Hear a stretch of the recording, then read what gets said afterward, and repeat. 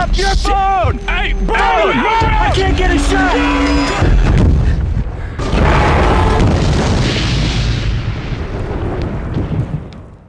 That shot of a bomb blast so powerful it knocks the rust off the roof of a car is a good example of the kind of painful detail that makes The Hurt Locker such a realistic and at the same time harrowing film.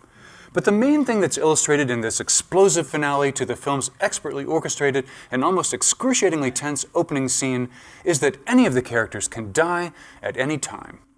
The Hurt Locker is based on the observations of screenwriter Mark Boal, a journalist who followed the day-to-day life and death experiences of an army bomb disposal unit in Baghdad, and it's been infused with a near overdose of adrenaline and testosterone by cult favorite director Kathryn Bigelow, who also made the classic vampire western romance Near Dark and the gonzo surfer heist movie Point Break.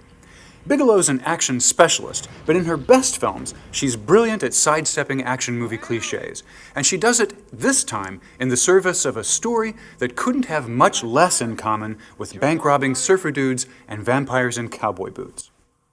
There's not much of a plot here.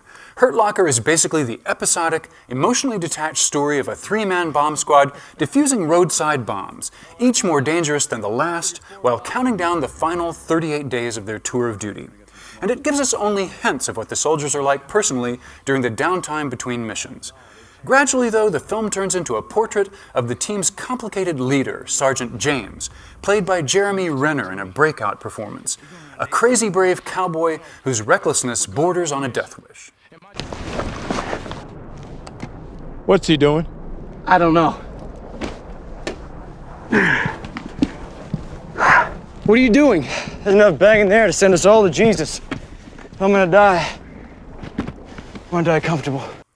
The almost entirely unpolitical Hurt Locker, named for the box of mementos James keeps under his bed from bombs that almost killed him, is light on character development, but it deals in the kind of suspense that could give you secondhand post-traumatic stress disorder. Notably, James's last-second attempt to save the life of a reluctant suicide bomber by cutting him loose from an explosive vest. What the film really does best, though, is boil all the complicated issues of the war down to the razor's edge, adrenaline-heightened perspective of three men trying to do an impossibly dangerous job and survive one day at a time. The Hurt Locker rates a devastatingly dramatic 4 on the Film Daddy countdown. Film Daddy says, prepare to be blown away.